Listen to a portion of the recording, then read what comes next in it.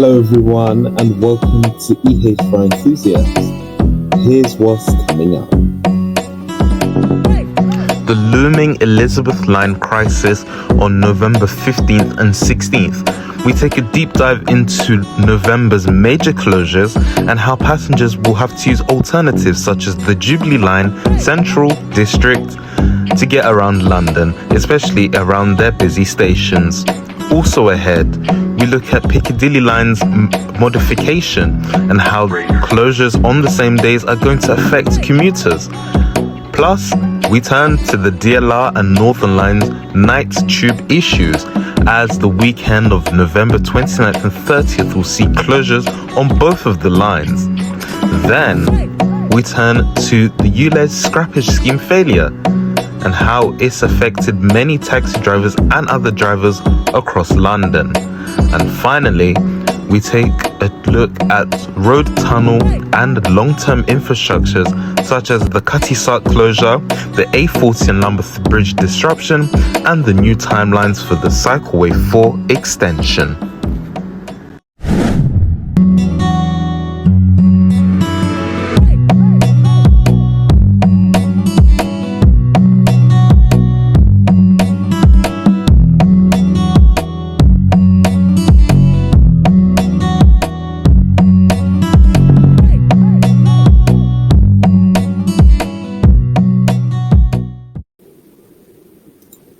Welcome to the program, everyone. I'm ehviroenthusiast in London, where tonight we start off tonight's program by talking about the looming Elizabeth crisis.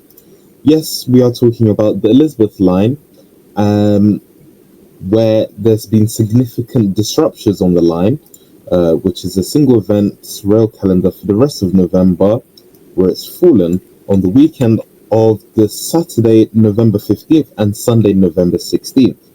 The Elizabeth Line, which we now rely on as London's newest transport spine, will be essentially broken in half.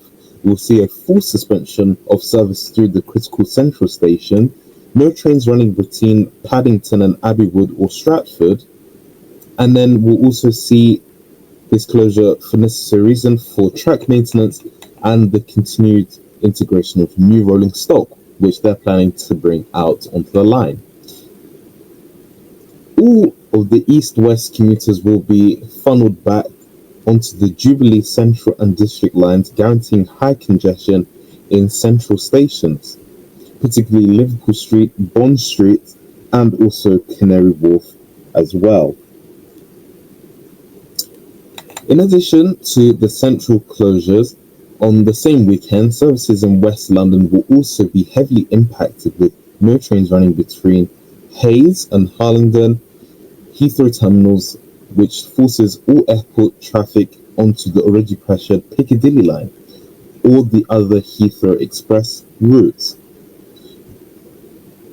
Express commuters using the western branches will also experience a reduced service between Paddington and Maidenhead, and this double whammy closure demands absolute vigilance and a detailed plan B for anyone who's travelling east, west, or using the Heathrow services on that weekend as well.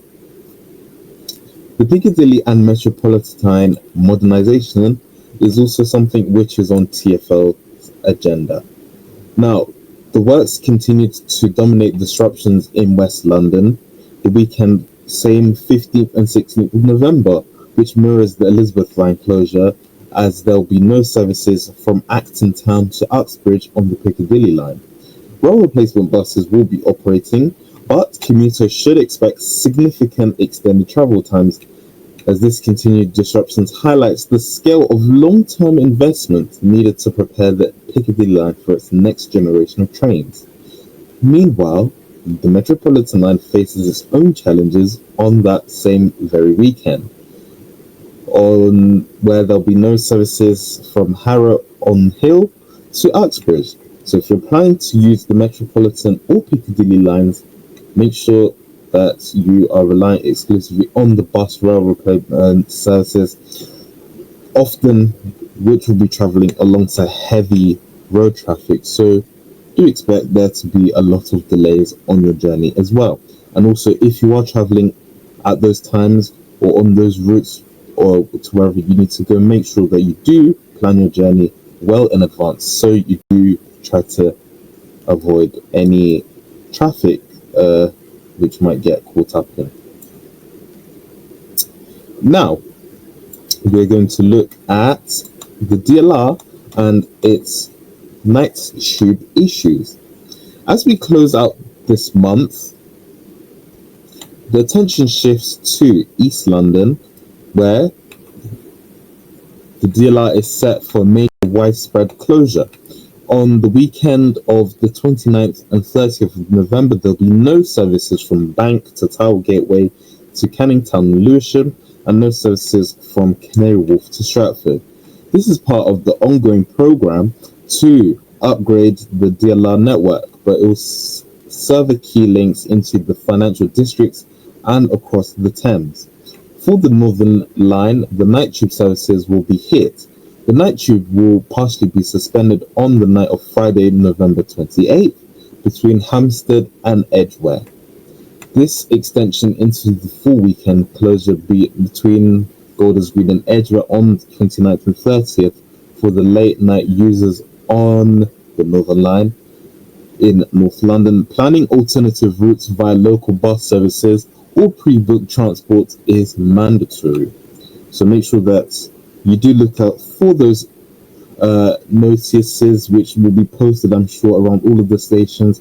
And also do check out TfL's website for your latest information towards anything that they're going to be doing with their trains, because I have seen already here on the internet that they're going to be putting up a lot of posters at all of their stations on these lines, just to make sure that all of you are informed and you do make your journeys in time.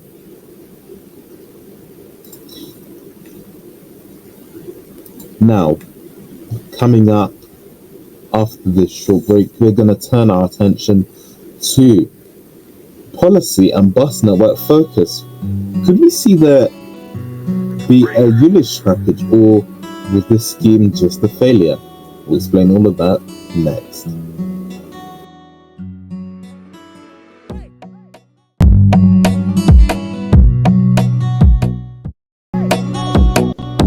Right, welcome back. Now we are going to discuss what we're going to talk about, which was the policy and bus network, where ulez scrappage scheme, which was a failure due to a recent finding. This is a critical piece of news concerning the financial management and transparency of TfL's public schemes. An investigation recently found that TfL failed to adequately inform London drivers about key changes to high popular Elizabeth scrappage schemes. The report highlighted that TfL amended the terms without following due process or informing the public, specifically concerning vehicles with outstanding fines and vehicles previously used as licensed taxis. This meant drivers wasted time applying unaware their vehicles were no longer eligible. TfL has now agreed to make changes for any similar future schemes, and this finding is a major blow to the public trust and emphasizes that they need more crystal clear communication and transparency, especially when public money and significant financial burdens on private citizens are involved.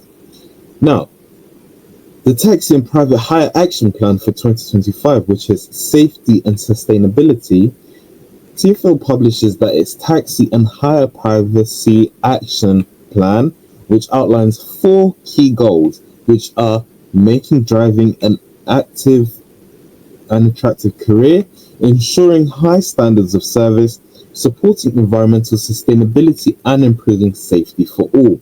Crucially, the plan confirms a major push for zero-emission capable vehicles, which reports that they were 60% of taxis are now ZEC, and now 53% of the vehicles are ZEC.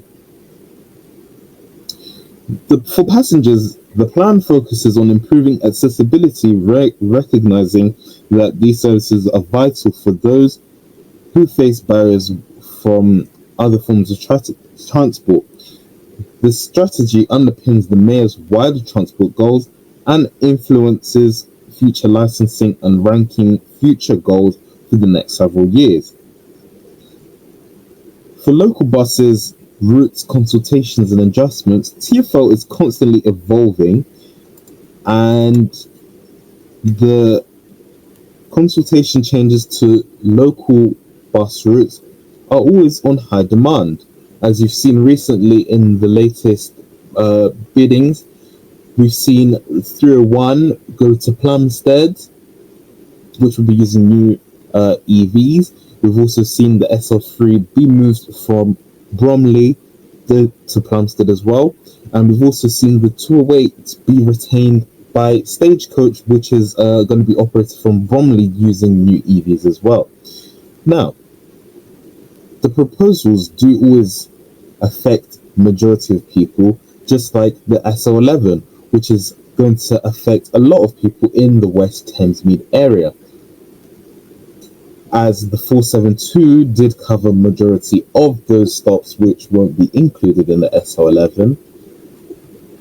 People are still optimistic though, as there are still other local routes which could help them to connect to wherever they need to go around the area. We now turn our attention to roads, tunnels, and long-term infrastructure. For residents and many of those who live around Greenwich Cutty Sark, there's been a major long-term disruption in force. Cutty Sark's DLR station is closed until spring 2026 for the essential replacement of all 4 of its escalators. This is an unavoidable project for stations that carry huge numbers of tourists and commuters. Users must use the nearby Greenwich DLR station as an alternative. This closure significantly impacts access to the Cutty Sark National Maritime Museum and other attractions. It is a powerful reminder that while TfL focuses on upgrades, the complexity and age of the network often necessitates these long full closures. The A40 and Lambeth Bridge disruption, road users must use the continued major ongoing. First was the A40 Westway, which is experiencing regular multi-day closures due to refurbishment works. Specifically, drivers should expect westbound closures from 10 p.m. on Fridays and until 5 a.m. on Mondays between Marylebone Flyover and the A3320 Westway roundabout. Second, the long-term work on Lambeth Bridge remains in place to replace the roundabouts with safer traffic light junctions, and this project involves continuous disruptions to drivers, cyclists, and to the route crossing in the Thames in the area, and is expected to continue impacting travel well into December. Finally, for cyclists and pedestrians, TfL has confirmed that there's going to be a ambitious long-term timeline for its cycleway 4 extension in southeast London. This project is creating a continuous segregated cycle route between Greenwich and Woolwich. The main works for the section 2 covering over Galleons Road and the Woolwich Ferry roundabout are currently underway. The most recent timeline shows that works in key areas around the 806 near the Elizabeth Line station starting this month, November, and continuing well into March 2027. This project will deliver much needed safety improvement, new bus lanes along Bereford Street and Woolwich High Street, and better crossing. However, construction phases will inevitably involve localized road closures and traffic diversions along the Borough of Greenwich and Woolwich for the next 18 months. So make sure when you are commuting, you always look for your best options of when to travel so you don't get caught up in all of that traffic. So, in conclusion to our program for tonight, this November has clearly been defined by an intense engineering work with the weekend of the 15th and 16th standing out as the months of majority mobility tests due to the simultaneous closures in the Elizabeth and Piccadilly line and Metropolitan lines as well. Compounding this, we also have infrastructure projects like the Cutty-Sat and Cycleway 4 that demand long-term patience. In all, it's always good to plan our journeys so we avoid all of this and so we don't get caught in any of these traffics, and also so we can find better solutions to this as well. So that's it for now. Remember, if you ever miss our show, you can always find the latest episode shortly after it airs on our podcast. And remember, you can always catch us online on our website and all over social media. So thanks for watching, and goodbye from London.